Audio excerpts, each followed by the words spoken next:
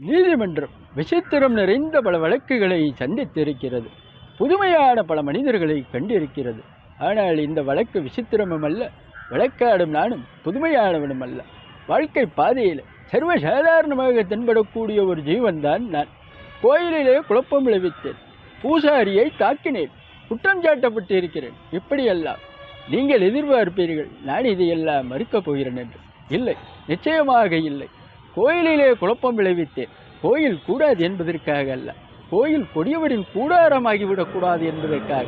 பூசாரியை தாக்கினேன், அவன் பக்தன் என்பதற்காக, பக்தி பகல்வேசமை ஆகிவிட்டதை கண்டிப்பதற்காக. உனக்கேன் இவ்வளவு அக்கறை?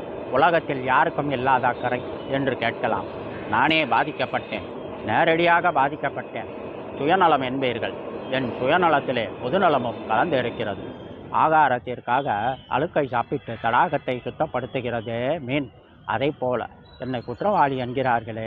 இந்த குற்றவாளியின் வாழ்க்கை பாதையிலே கொஞ்சம் தூரம் பின்னோக்கி நடந்து பார்த்தால் இவன் கடந்து வந்துள்ள காட்டார்கள் எவ்வளவு என்று கணக்கு பார்க்க முடியும். துளிக்கும் குயில்கள் இல்லை என் பாதையில், படபடுக்கு பாம்புகள் நெளிந்திருக்கின்றன. தெண்டலை தீண்டியதில்லை, நான் தீயை தாண்டி இருக்கிறேன். கேளுங்கள் என் கதையை. தீர்ப்பு எழுதுவதற்கு முன் தயவு செய்து கேளுங்கள். தமிழ்நாட்டிலே இத்திருவிடத்திலே பிறந்தவன் நான். பிறக்க ஒரு நாடு, பிழைக்க ஒரு நாடு. தமிழ்நாட்டின் தலையெழுத்துக்கு நான் விதிவிலக்கா? ரங்கூ என் உயிரை வளர்த்தது, என்னை உயர்ந்தவன் ஆக்கியது. திருமண கோலத்திலே இருக்கும் என் தங்கியை காண வந்தேன். மோசடி வழக்கிலே ஈடுபட்டு குற்றவாளி குண்டிலே நிற்கிறாளே, இதோ இந்த ஜாலக்காரி ஜாலி. இவள் வலையில் விழுந்தவர்களில் நானும் ஒருவன். பணப்பெட்டியை பறிகொடுத்தேன், பசியால் தெரிந்தேன், மெலிந்தேன், கடைசியில் பைத்தியமாக மாறினேன். காண வந்த தங்கையை கண்டேன், கண்ணற்ற ஓவியமாக. ஆம், கைம்பெண்ணாக. தங்கை பெயரோ கல்யாணி, மங்களமான பெயர். ஆனால் கழுத்திலோ மாங்கல்யம் இல்லை. செழித்து வாழ்ந்த குடும்பம் சீரழிந்து விட்டது. கையிலே பிள்ளை, கண்ணிலே நீர். கல்யாணி அலைந்தால், கல்யாணிக்காக நான் அலைந்தேன். கல்யாணிக்காக கண்ணை காட்டினார்கள் பலர். அவர்களில் காளையர் சிலர் கைமாறாக அவள் காதலை கேட்டனர். மோசடி வழக்கில் ஈடுபட்டு குற்றவாளி குண்டிலே நிற்கிறானே, இதோ இந்த கொடியவன் வேணும். இவன் பகட்டால் என் தங்கையை மயக்க முயன்றான். நான் தடுத்திராவிட்டால் கல்யாணி அப்போதே தற்கொலை செய்திருப்பான். கடவுள் பக்தர்களும் கல்யாணியை காப்பாற்ற வந்தார்கள். ஹிருதயபூகாரமாக அவள் கடைக்கன் பார்வையை கேட்டு அவர்களில் தலைமையானவன் இதோ இந்த பூசாரி கல்யாணியின் கற்பை காணிக்கையாக கேட்டிருக்கிறான். பராசக்தியின் பெயரால், உலக மாதாவின் பெயரால். கல்யாணி இந்த உலகத்தில் பொதுவாக துடித்தபடியாவது உயிரோடு இருந்திருப்பார். அவளை தற்கொலை செய்து கொள்ள தூண்டியது இந்த பூசாரி தான். மற்ற இந்த உலகத்திலே தன் குழந்தையை அவள் விட்டு செல்ல விரும்பவில்லை. ஆதரவட்டு தன் குழந்தை துடித்து சாவதை அவள் விரும்பவில்லை. எனவே அவளையே கொன்று விட்டாள்.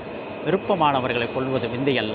உலக உத்தமர் காந்தி, ஜீவகாருண்ய சீல, அகிம்சா மூர்த்தி, அவரே நோயால் துடித்து கொண்டிருந்த கன்றுக்குட்டியை கொன்றுவிட சொல்லியிருக்கிறார்.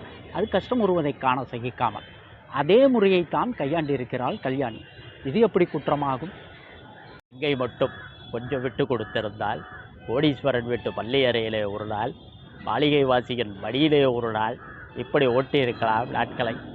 இதைத்தானா இந்த நீதிமன்றம் விரும்புகிறது? பகட்டு என் தங்கையை துரத்தியது, பயந்து ஓடினாள். பணம் என் தங்கையை மிரட்டியது, மீண்டும் ஓடினாள். பக்தி என் தங்கையை பயமுறுத்தியது, ஓடினாள் ஓடினாள். வாழ்க்கையின் ஓரத்திற்கே ஓடினாள்.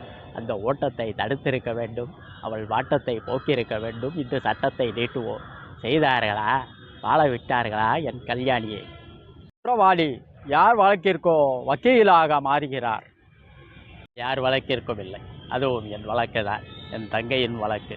தங்கையின் மானத்தை அழிக்க நினைத்த மாபாவிக்கு புத்தி புகட்ட அண்ணன் ஓடுவதிலே எந்த தவறு? கல்யாணி தற்கொலைக்கு முயன்றது ஒரு குற்றம், குழந்தையை கொன்றது ஒரு குற்றம், நான் பூசாரியை தாக்கியது ஒரு குற்றம். இத்தனை குற்றங்களுக்கு காரணம் யார்?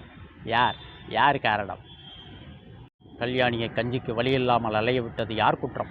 விதியின் குற்றமா, அல்லது விதியின் பெயரை சொல்லி வயிறு வளர்க்கும் வீணர்களின் குற்றமா? பணம் பறிக்கும் கொள்ளை கூட்டத்தை நாட்டிலே வளரவிட்டது யார் குற்றம்? பஞ்சத்தின் குற்றமா, அல்லது பஞ்சத்தை மஞ்சத்திற்கு வரவழைக்கும் வஞ்சகர்களின் குற்றமா? கடவுள் பெயரால் காமலிகளை நடத்தும் போலி பூசாரிகளை நாட்டிலேயே நடமாட விட்டது யார் குற்றம்? கடவுளின் குற்றமா, அல்லது கடவுளின் பெயரை சொல்லி கலாச்சேபம் செய்யும் கயவர்களின் குற்றமா? இத்தனை குற்றங்கள் களையப்படும் வரை குணசேகரன்களும் கல்யாணிகளும் குறைய போவதில்லை. இவைதான் எங்கள் வாழ்க்கை ஏட்டில் காணப்படும் பாடம், பகுத்தறிவு, பயனுள்ள அரசியல் தத்துவம்.